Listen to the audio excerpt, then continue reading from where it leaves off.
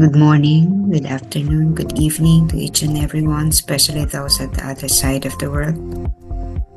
There is no time and space between us, there is only this present moment, and we are one.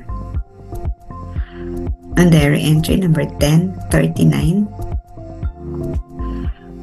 I suffer great pain at the sight of the sufferings of others. All the sufferings are reflected in my heart. I carry their torments in my heart, so that it even wears me out physically. I would like all pains to fall upon me so as to bring relief to my neighbor. Nagdurusa ako ng matinding sakit kapag nakikita ang mga paghihirap ng iba.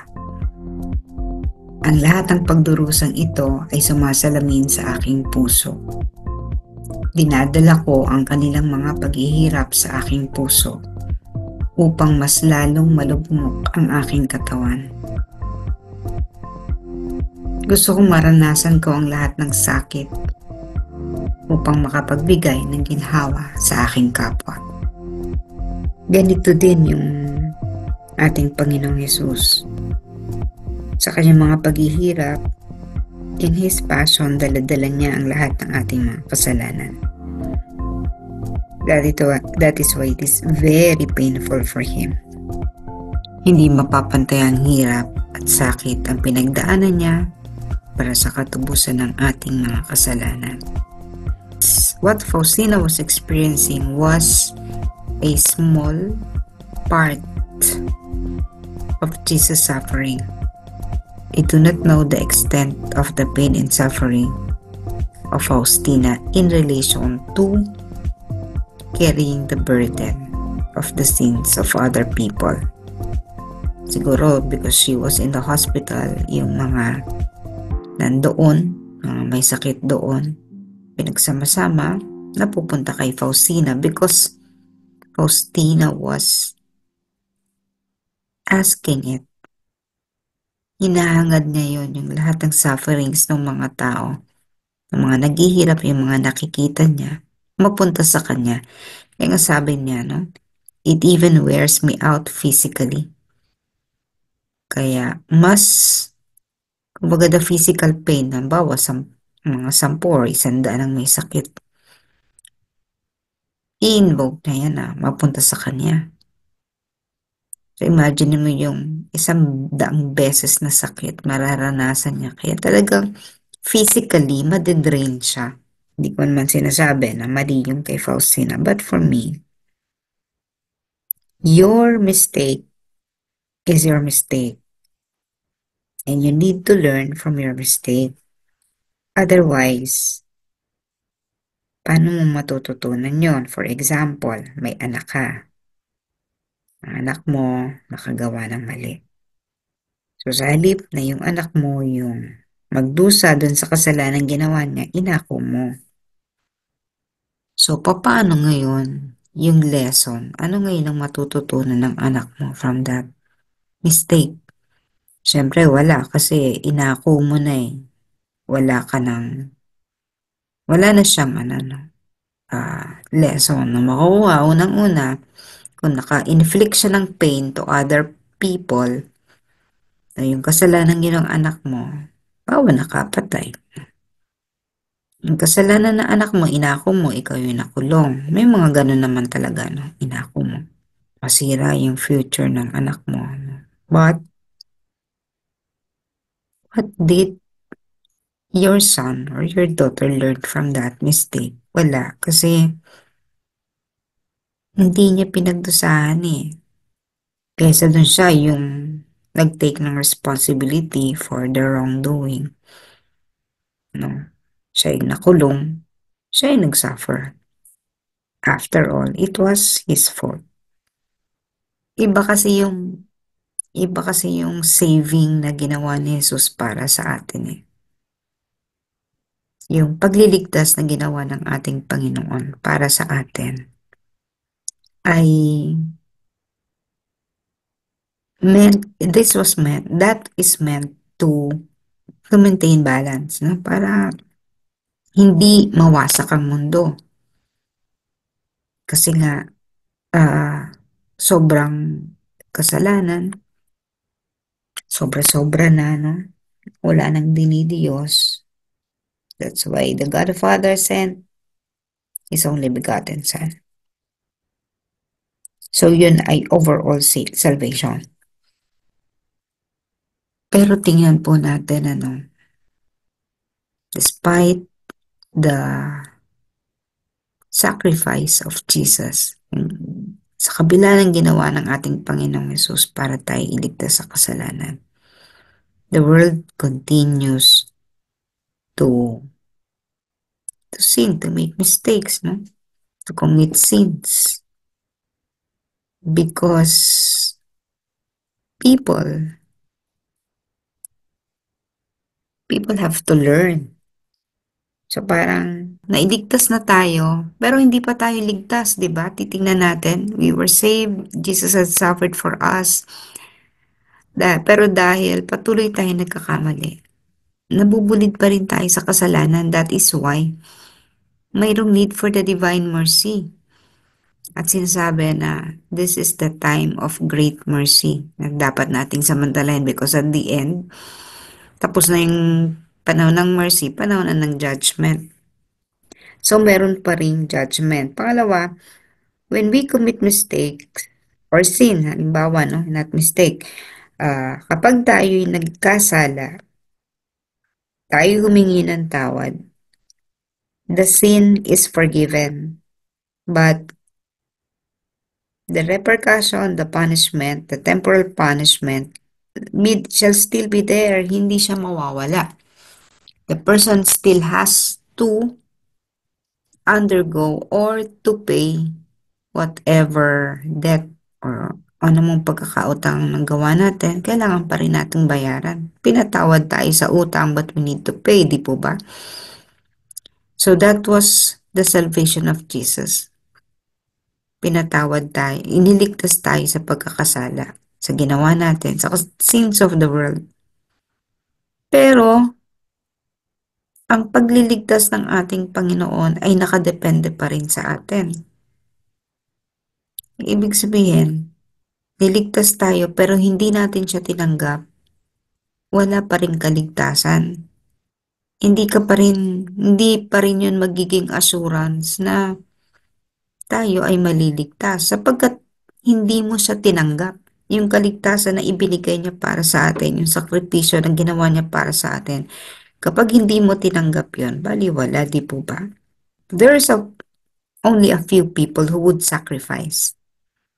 For example,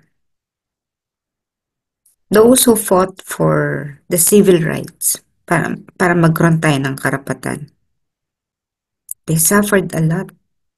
Ang tindi ng pinagdaanan nila para lamang matikman, magkaroon ng kalayaan, magkaroon ng karapatan ang bawat isang mamamayan. May mga namatay, may mga nakulong. So, yun yung mga sacrifice nila. Ang hirap, no? Pero, yung kanilang sakripisyo, nagbigay naman ng magaan na buhay para sa atin. Or halimbawa, yung mga bayani natin ng panahon ng mga digmaan, nagsakripisyo sila para magkaroon tayo ng kalayaan. So, matinding paghihirap yun. Pero tayo, hindi natin alam yun, hindi natin naranasan yun. Kaya yung mga kabataan ngayon, hindi nila ma-appreciate kasi hindi nila maintindihan, hindi nila naranasan yung sacrifice. But the present generation is experiencing the freedom. Kasi kung hindi yung ginawa, hindi nagsakripisyo yung ating mga ninuno noon, wala tayong kalayaan. Katulad din ng mga benefits ngayon na tinatamasa natin. For example, yung mga senior citizens, no? Bakit tayo merong discount? Yung mga, hindi pa po ako senior citizen by the way. Yung mga senior citizens, bakit sila nagkakaroon ng mga benefits? Dahil ito sa, no, yung pagsasakripisyo ng ilang mga matatanda, no? noong ipinaglalaban pa nila yan sa gobyerno, nabigyan ng benepisyo ang mga matatanda. Pero sino nakinabang? Di ba lahat nakinabang po? Hindi naman yung mga nakipaglaban lang para sa mga benefits na yan. So may mga ganoong sakripisyo. Kaya lang, yun nga, yung mga nakikinabang, hindi nila yan nauunawaan kasi nag-benefit lang sila. Nakinabang lang sila. Ganon din kay Faustina, no? Doon natin pala siya pwede maihambing. Nagsasacrifice siya. Prayers, halimbawa, for Poland. Yesterday, she was praying hard for Poland.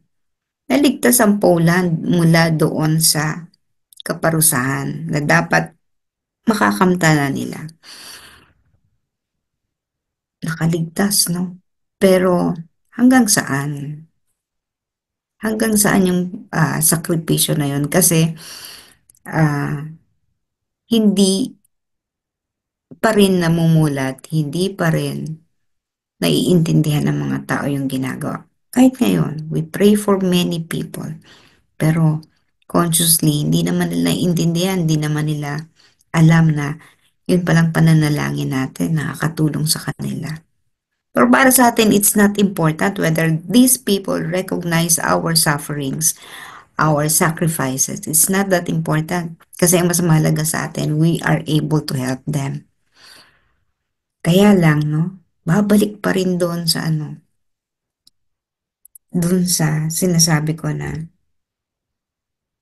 kailangan pa rin natin na ipamulat sa mga tao that